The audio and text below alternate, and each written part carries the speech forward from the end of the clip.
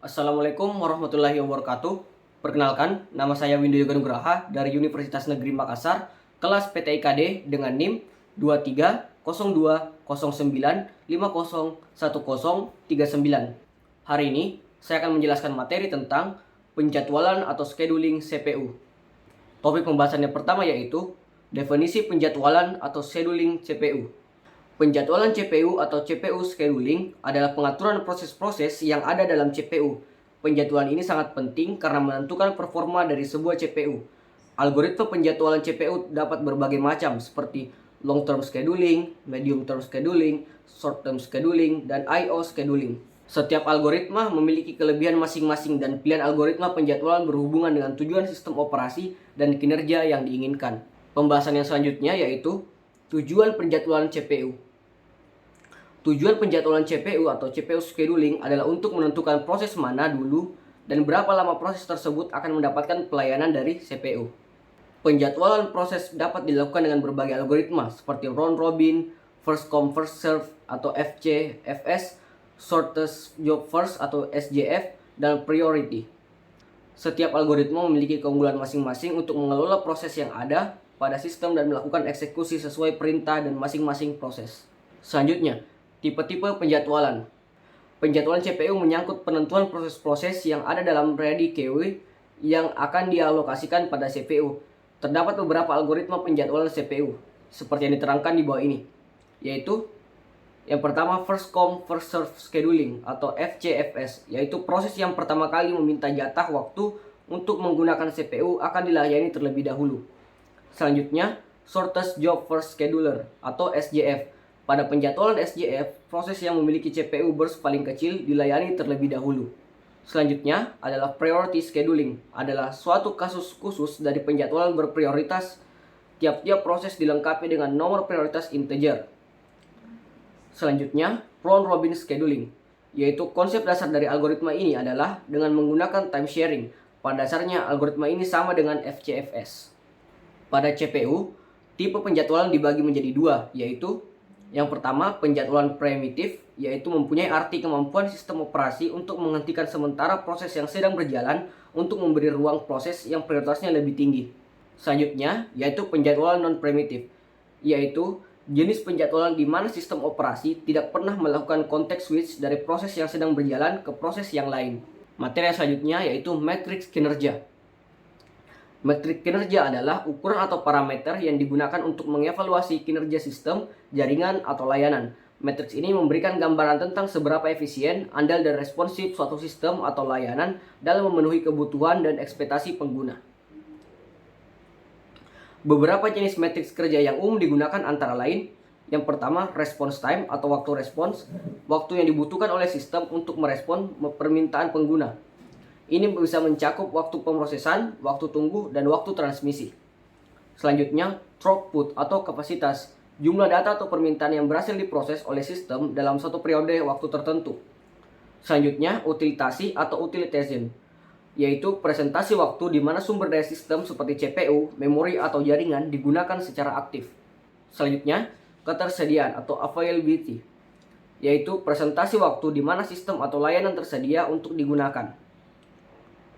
Selanjutnya, kinerja jaringan atau network performance, yaitu matriks yang mencakup latensi atau delay, throughput, jitter, dan kehilangan paket untuk mengevaluasi kinerja jaringan. Selanjutnya, kinerja basis data atau database performance, yaitu matriks yang meliputi waktu respon query, throughput, transaksi, tingkat konsistensi data, dan penggunaan sumber daya database.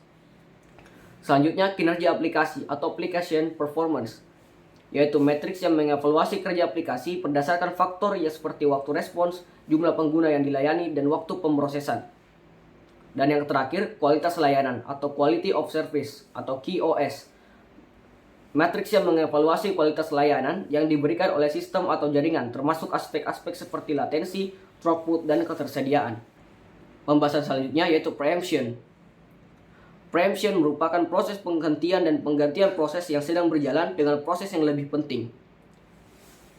Ada beberapa aspek tentang preemption, yaitu penghentian proses. Preemption akan menghentikan proses yang sedang berjalan untuk membuat ruang untuk proses yang lebih penting. Selanjutnya, pergantian proses. Setelah proses yang sedang berjalan dihentikan, proses yang lebih penting akan dijalankan dengan prioritas lebih tinggi. Selanjutnya, pengaturan prioritas. Preemption mengatur prioritas antara beberapa proses yang sedang berjalan. Selanjutnya, kebijakan preemption.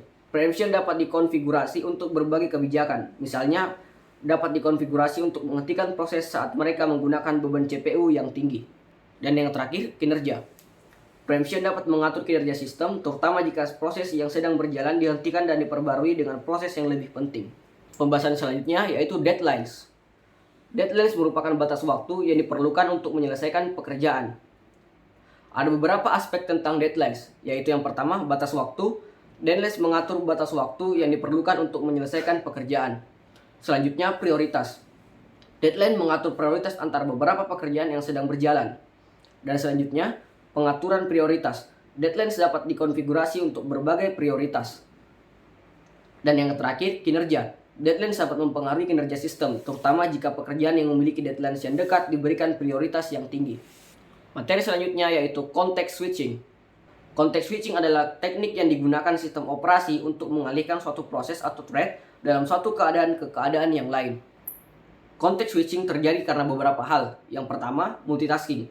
Dalam environment multitasking, apabila terdapat beberapa proses yang memerlukan CPU, maka context switching dapat terjadi. Selanjutnya, interrupt handling. Interrupt handler adalah proses yang berjalan ketika interupsi dihasilkan oleh perangkat keras atau perangkat lunak. Materi selanjutnya yaitu strategi multilevel QoE. Algoritma scheduling yang berbagi QoE ke dalam kelompok-kelompok tertentu berdasarkan keperluan schedulingnya. Penjelasan lebih lanjut tentang strategi multilevel QoE yaitu yang pertama, pengelompokan antrian. Dalam strategi ini, proses dikelompokkan ke dalam beberapa antrian berdasarkan kinerja tertentu. Selanjutnya, prioritas antrian. Setiap antrian memiliki prioritas yang ditentukan sebelumnya. Proses dalam antrian dengan prioritas lebih tinggi akan diproses lebih dahulu daripada proses dalam antrian dengan prioritas lebih rendah. Selanjutnya, penjadwalan proses. Proses yang masuk ke dalam sistem akan ditempatkan di dalam antrian yang sesuai dengan kriteria atau prioritasnya. Selanjutnya, transisi antara antrian. Transisi antara antrian dilakukan berdasarkan aturan yang telah ditetapkan sebelumnya. Misalnya, jika sebuah proses dalam antrian tertentu telah menyelesaikan pekerjaannya atau membutuhkan akses I/O. Keunggulannya yaitu, strategi multilevel QoE memungkinkan sistem untuk menangani berbagai jenis pekerjaan dengan efisien, karena proses dengan karakteristik atau prioritas yang serupa dikelompokkan dalam berbagai antrian yang sesuai. Kesimpulannya yaitu, penjadwalan multicore melibatkan manajemen sumber daya CPU pada beberapa inti pemrosesan dalam satu prosesor fisik. Tujuannya adalah untuk mencapai tingkat paralelisme yang tinggi dan memanfaatkan inti pemrosesan secara efisien. Mungkin itu saja yang dapat saya sampaikan pada materi kali ini. Terima kasih telah menonton dan mohon maaf bila ada kesalahan. Saya pamit undur diri. Wassalamualaikum warahmatullahi wabarakatuh.